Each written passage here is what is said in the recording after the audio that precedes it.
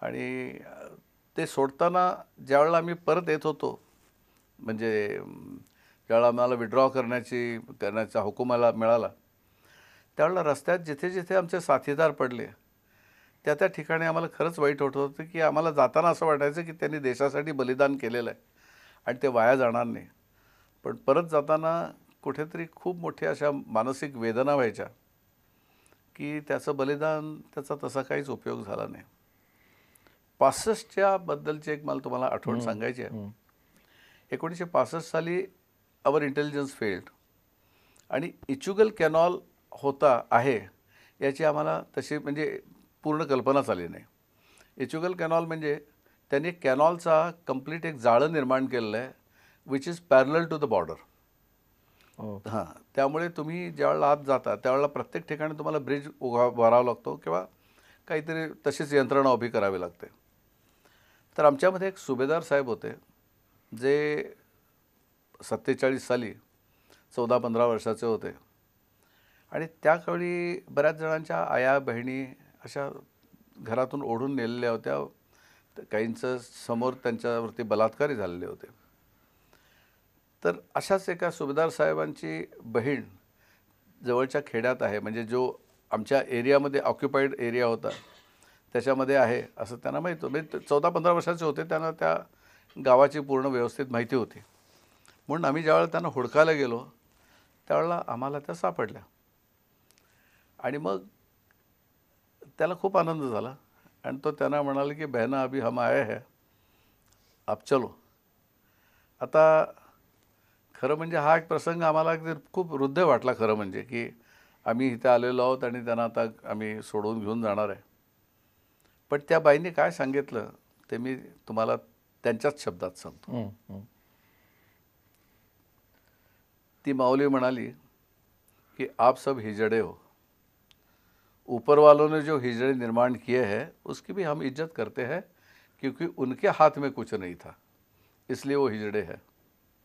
हम जानवरों की भी इज्जत करते हैं, लेकिन आप जैसे जो लोग हैं जिन्होंने पिछले इतने सालों में हमारी ना कोई खबर ली, ना कोई प्रयत्न किया हमको छुड़ाने का, और जब मैं अभी दादी और नानी बन गई हूँ तब मुझे छुड़ाने के लिए आए हो.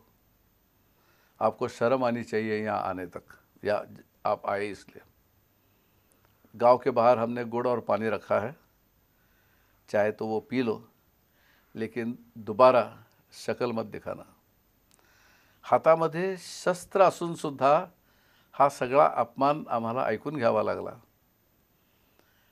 मला असं वाटतं ती माऊली काही चुकीचं बोलली नाही, कारण आज सुद्धा गेल्या 65 वर्षात आपण त्यांना सोडवण्यासाठी आपल्या आया बहिणी ज्या पाकिस्तानामध्ये राहिल्या त्यांच्यासाठी मला वाटतं आपण कुठलेही प्रयत्न केले नाहीत. आणि मला वाटतं ती जी बोलली, त्या बाई ज्या बोलल्या त्या फक्त आम्हाला बोलल्या नाहीत, त्या मला वाटतं कदाचित आपल्या सर्व भारतीयांनाच बोलल्या असं मला वाटतं.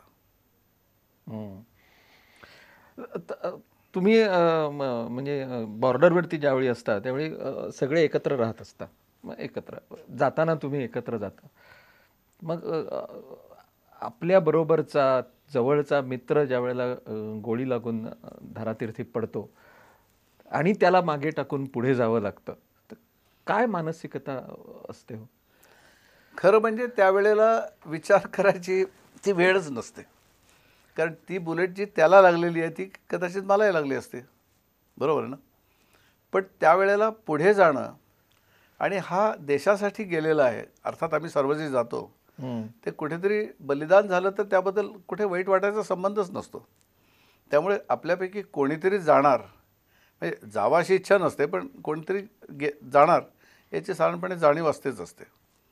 पण ज्यावेळेला तो धारातीर्थी पडतो त्यावेळेला तिथे थांबून सांत्वन करण्याची वेळच नसते ती, त्यामुळे आम्ही ते पुढे जातो. पण एक अशी कुठेतरी मनामध्ये एक वाटतं की त्यांनी काहीतरी चांगल्यापैकी, म्हणजे त्यांनी बलिदान केलेलं आहे आणि त्याचं कुठेतरी पुढे सार्थक होईल. पण ज्या वेळेला असं काहीच होत नाही त्यावेळेला मात्र खूप वेदना होतात, एवढं मात्र नक्की. आणि बऱ्याच लोकांची तोपर्यंत लग्न झालेली असतात, तुमचं झालेलं असावं बॉर्डरवरती असताना. तर ते एक फिलिंग सतत असं त्रास देत असतं का, की मी आता युद्धावरती चाललोय, माझ्या मागे माझी फॅमिली आहे, म्हणजे आई वडील असतात, काय लहान मुलं असतील, बायको असेल, तर त्याचा किती प्रेशर असतो मनामध्ये? मूलतः खरं सांगतो तुम्हाला, म्हणजे आज मी थोडं एक तुमचं उत्तर देण्यासाठी आधी एक थोडं माहिती सांगतो, की आज सैन्यामध्ये येण्यासाठी पुरुषांना तर एकच चान्स आहे, मुलींना तर 2 चान्सेस आहेत, कारण त्या अधिकारीही बनू येऊ शकतात आणि अधिकाऱ्याची पत्नीही होऊन हो, बनू येऊ हो, हो. शकतात. बरोबर. आम्ही ज्यावेळेला 2000 सैन्य, म्हणजे I commanded 3 regiments in war and peace, हम्म. ज्यावेळेला मी 2000 सैन्य घेऊन जातो त्यावेळेला 2000 फॅमिलीज मागे आहेत. मग ह्यांना कोण बघतं? ह्यांना आमच्या बायका बघतात. आणि ते नीतिधैर्य त्यांच्यामध्ये आणण्याची जबाबदारी आमच्या बायकांच्यामध्ये असते, म्हणजे त्यांना ती येतेच. हम्म. त्यामुळे ह्या नीतिधैर्यामुळे आम्हाला जी शक्ती मिळते ती आम्हाला पुढे जाण्यासाठी उद्युक्त करते. अच्छा. कारण सैनिकाची पत्नी किंवा सैनिकाची माता म्हणा, यांना हा देशासाठी काहीतरी कार्य करण्यासाठी गेलेला आहे, ही भावना पहिल्यापासूनच मनामध्ये रुजू असते. अर्थात मृत्यूची भीती सगळ्यांनाच वाटते, म्हणजे आपण तरी पण आपण कुठल्या तरी देशकार्यासाठीच गेलेलो आहोत, हे एक तऱ्हेचं स्फुरण जे चढलेलं असतं, ह्याला मला वाटते कुठेही कंपॅरिझन नाही होऊ शकत. माझं जवळजवळ माझ्या हाताखालनं 5 ते 10 देशाचे senior military officers electronic warfare, tank warfare असे शिकून गेलेले आहेत. 5-10 देशांच्या सैन्याबरोबरही माझा एक्झरसाईज झालेला आहे. पण भारतीय सैन्यासारखं कणखर सैन्य मी तरी बघितलं नाही. त्यामुळे I can very proudly say that we are the best. कारण भारतभूमी किंवा एखादी आज जर तुम्ही बघितलं तर बाहेरच्या ज्या सेना आहेत त्या दुसऱ्या देशामध्ये जाऊन लढत आहेत.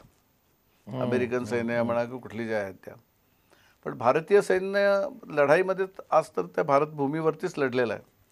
त्यामुळे भारतभूमीसाठी लढतो ही ज्यावेळेला एक ज्वलंत भावना याच्यामध्ये असते, त्यावेळेला मला वाटतं फक्त शत्रूवरती विजय मिळवणं याच्या पलीकडे त्याच्या मनामध्ये आणि कुठलाच विचार नसतो. आणि तुमच्या सर एकंदर कारकिर्दीमध्ये तुम्ही बरीच वर्ष हिमालयात राहिलात, म्हणजे काम केलं आहे अर्थात, पण त्याच्यासाठी तुम्ही राहिलात, त्याच्यासाठी तुम्ही हिमालय पादाक्रांत केला जवळजवळ, म्हणजे ज्या जाग्यावरती सामान्य माणूस पोचणंच शक्य नाही तिथपर्यंत सुद्धा तुम्ही गेलात. त्याच्यामधूनच तुमचं मेरे वतन के लोगो हे पुस्तक तुम्ही लिहिलंत. तर आपले ज्ञानपीठ विजेते कन्नड लेखक डॉक्टर भैरप्पा, त्यांनी पर्व नावाची एक कादंबरी लिहिली आहे. तर त्याच्यात त्यांनी असं म्हटलंय की आपण जो स्वर्ग स्वर्ग म्हणतो हा पृथ्वीच्या बाहेर नाही, तो पृथ्वीवरतीच आहे. आणि ह्या हिमालयामधल्या ज्या जिथे माणूस पोचू शकत नाही अशा जागा आहेत, तोच स्वर्ग. आणि तिथे देव नावाची जमात आहे, तिथे राक्षस नावाची जमात आहे. तर असं काही आहे का तिथे? हिमालयामध्ये फिरत मी जवळजवळ 17 वर्षे हिमालयाच्या सान्निध्यात होतो. आणि माझा जो प्रवास आहे तो 11 नंबर बस आम्ही मजेने म्हणतो, म्हणजे पायी किंवा हेलिकॉप्टरचा आहे. आणि ज्यावेळेला लहानपणापासून मी या पुराण किंवा या गोष्टी ज्या ऐकत आलेलो आहेत, तर त्याचा थोडाफार संदर्भ घ्यावा या दृष्टीने ज्यावेळेला मी हिमालयात गेलो त्यावेळेला त्याचा थोडा शोध घेण्याचा आधी प्रयत्न केला. पण ते करण्याआधी मी रामायण, महाभारत, 18 पुराणं, संहिता हे सगळं वाचलं. आणि मग ह्या अशा गोष्टी असूच नाही शकत या ॲक्च्युली भावनेने मी खरं म्हणजे तिथे गेलो. पण ज्या वेळेला मी डिटेलमध्ये तिथे बघितलं, आता हिमालयामध्ये आपल्या पुराणाप्रमाणे साधारणपणे 7 ते 9 जमाती होत्या. विद्याधर, अप्सरा, यक्ष, गंधर्व, किन्नर आणि गण आणि देव ह्यांची. तर देव जे होते, आता हिमालयाचा इतिहास असा आहे की दरवर्षी हिमालय 5 सेंटीमीटरनी ते 7 सेंटीमीटरनी वाढतो. आणि आपली पुराणं जर साधारणपणे 5000 वर्षापूर्वी लिहिली गेली असतील तर इट इज पॉसिबल की त्या जागी मानवाची वस्ती किंवा देवांची वस्ती राहिली असेल. आणि या पुराणांचा एकूण टोटल अभ्यास केल्यानंतर असं दिसतं की ज्याला आपण शिवलोक म्हणतो तो भाग म्हणजे केदारनाथचा भाग. ब्रह्मलोक, विष्णुलोक म्हणजे बद्रीनाथ व्हॅली. आणि हे ब्रह्मलोक म्हणजे अरुणाचल प्रदेश. हा. तर आपल्या पुराणाप्रमाणे रुक्मिणी आणि व्यास हे अरुणाचल प्रदेशचे राहणारे, आणि जगाचा जो सेंटर आहे तो म्हणजे कैलास मानस सरोवर. आपल्या पुराणामध्ये सुद्धा असं लिहिलेलं आहे की विद्याधर किन्नर जे होते ते किन्नर म्हणजे जे आपण किन्नर नॉर्मली म्हणतो तसेच होते. विद्याधर ही त्यांच्यात थोडी वरची ग्रेड होती, आणि अप्सरा ज्या होत्या त्या म्हणजे देवांच्या सान्निध्यातच असायच्या.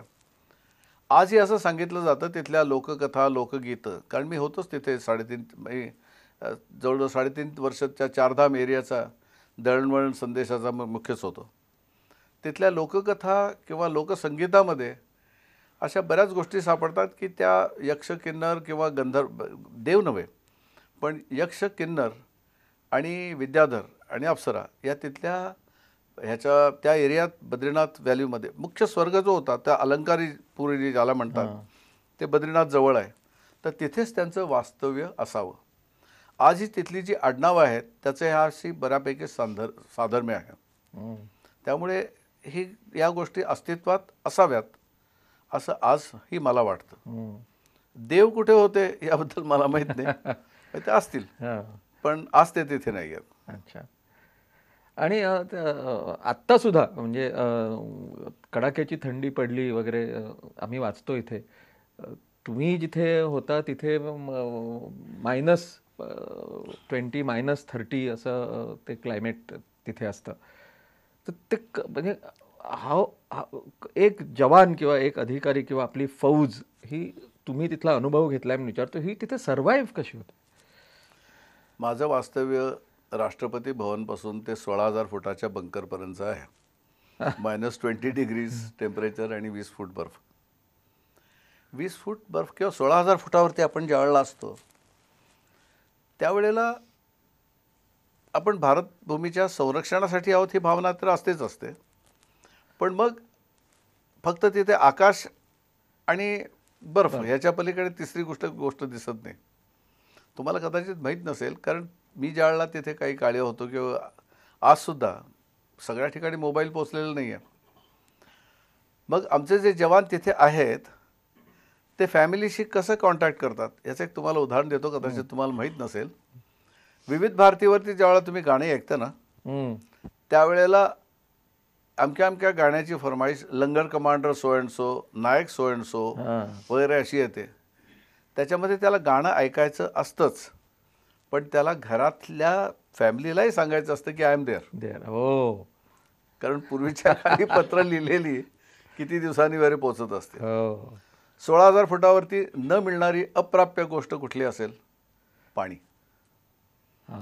कारण 16,000 फुटावरती तुम्ही पाणी साठवून ठेवत नाही, त्यामुळे ते दर खेपेला ते उकळावं लागतं आणि ते बाटलीत भरून ठेवता येत नाही. दर खेपेला आपल्याला पाहिजे त्यावेळेला. तुम्ही कधी देवदूत बघितलाय का? आम्ही नेहमी देवदूत बघतो 16,000 फुटावरती.